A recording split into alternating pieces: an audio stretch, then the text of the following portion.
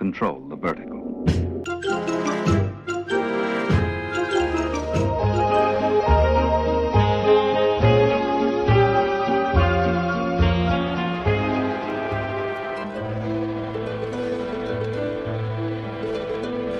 Welcome to Anthologic, the TV anthology podcast. I am your host, Mark.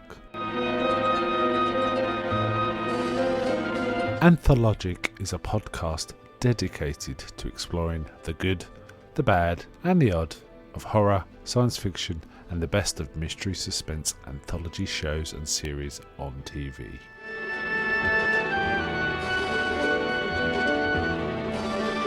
Join me as we slip through the cracks of reality to approach the extremes of experience, where we can peruse the stories and art of a sinister fairground of strange and wonderful rides. And now we go on to the show that is the focus of this particular episode.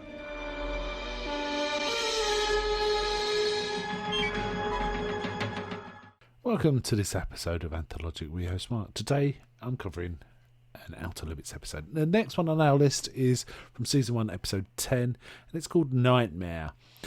Interestingly, this was due to be broadcast on the 25th November 1963, but it was delayed a week until the 2nd of December because of the state funeral of JFK. So that contextualises this one, I think, somewhat. It was directed by John Ehrman and written by Joseph Stefano, who wrote some of the, and was the showrunner pretty much for The Outer Limits, with some cinematography by John M. Nicklaus. Its production code was 15, so it's actually 15th made, I believe, in terms of production, but it was the 10th episode aired. It concerns itself of a group of human soldiers going to war against a space enemy called the Ebons, and then being captured and then interrogated and cross-examined and psychologically tortured, I guess, certainly manipulated to try and reveal truths. And it's a really solid episode, this one. It's very paranoid, it's very dark, it's very intense. The acting is of its time. It's the early 60s, so it's slightly melodramatic, but that adds to the intensity and the claustrophobia of this episode.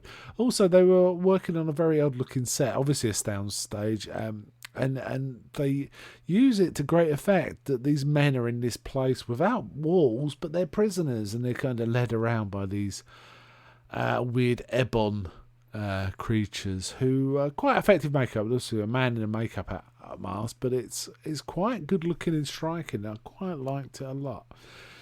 In terms of names involved with this, I have to mention Martin Sheen's in it, in a very young Martin Sheen, as one of these sort of slightly more flaky soldier. His name's Private Dix, Arthur Dix. But one of the things they sort of stress throughout this one is this is an international space force. So there's an Englishman and there's people from different parts of the world, not just the American, which gives it a nice international feel.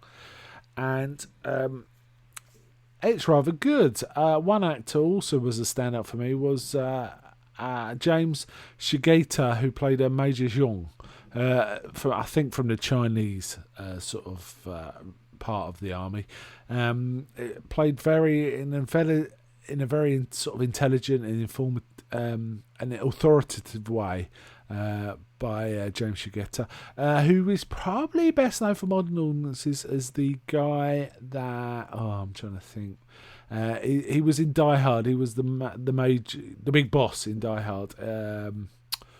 Takechi or man, sorry, I'm slipping on this. I'll see if I can find it. Hold on, let's have a look.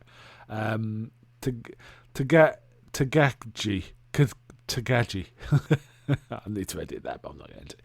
Yes, him, the one who got shot.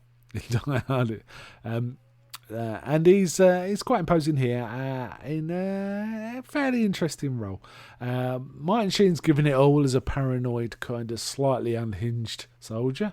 I have to say, there's also another actor here I really like, called Ed Nelson, who I think is famous for Peyton Place. He played Dr. Rossi in Peyton Place, who I always get confused with Robert Stack, the guy I think who was Elliot Ness. They look kind of similar, and I was thinking as I was watching, is that Robert Stack? It doesn't quite look like Robert Stack, but it kind of is. So this is a kind of prisoner of war sort of narrative. These aliens are there trying to sort of psychologically manipulate using visions, and also depriving some of the soldiers of senses and using their sort of primal fears to use against them. For example, Private Dix early on loses the use of his voice. He cannot speak until he kind of starts cooperating. Even though he insists he didn't cooperate, they do stuff like, for example, conjure up his mother. And his mother encourages him to tell him what's wrong, and whisper the secrets he shouldn't reveal and stuff like that. And he denies saying anything. There's also a black soldier who's deprived of sight, and there's like this allegory of he's used to being ignored and used to being treated in a different way, which I quite liked. And it goes on and on like this. It's quite an intense, almost like a single location. Well, it is pretty much a single location story. So I imagine the budget wasn't particularly big, but they really use it effectively. The cinematography and the music is quite effective in this episode. I think it's quite an intense one. Doesn't get talked about much, and I'd kind of forgotten it, but watching it, and you know why? I think when I watched this, I was a lot younger when I first watched this entire series. And I think this is one of those ones that would not appeal so much to a younger viewer, like when I was a boy or a teenager. But it appeals more as you get older. You kind of understand what's going on a bit more and what might be the troubles of these men. Also, another interesting point is it's kind of men only. There are no women involved in this. It really is just men. That was kind of interesting too. It was kind of an intense male thing. I guess it's a product of his age, right? And these days we would certainly have women as part of this force. If you look on sort of shows a few decades later where there's humans fighting aliens, there's stuff like movies like Starship Troopers or TV shows like Above and Beyond, Space Above and Beyond, that would be sort of doing that. So yeah, one other notable mention was a face I recognised. There was a general who really didn't have much of a part. He was kind of overseeing things. A general, an actor playing a general in this, played by Whit Bissell. I also remember him quite distinctly from another sort of piece of genre TV. He was like the general in charge of the facility in the TV series The Time Tunnel. I recognised him from that, and he was playing a very similar kind of role in this, so that was pretty interesting. Overall, I'd recommend this episode quite a lot. It was kind of some good stuff. I did actually mention that there weren't women in this. There were, actually. There was a mother of Private Dick, so I'll let that one slip. And there was a few other ones. There was a strict governess. In visions, though, rather than the characters actually there in presence. So I didn't quite get that right. Just remembered there was a few others. Basically trying to play on the fears or hopes of these soldiers and trying to catch them out. It's got an interesting plot twist about it's not quite everything as they see in the Ebons and not quite the things they appeared to be at first, and that's kind of played out well. In some respects, it reminded me a little of the premise.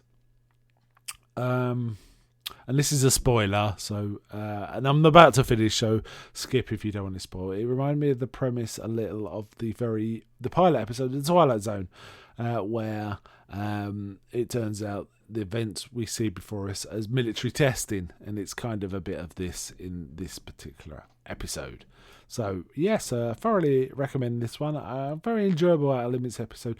Not one that I think will hit the ones you truly memorable, but there's some very striking almost expressionist sort of cinematography in this involving the airbornes, which I think is very interesting.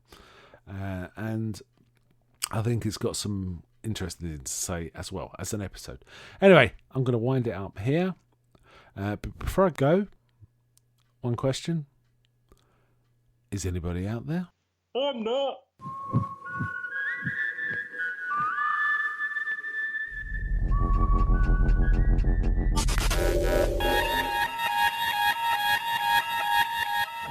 We now return control of your television set to you until next week at this same time, when the control voice will take you to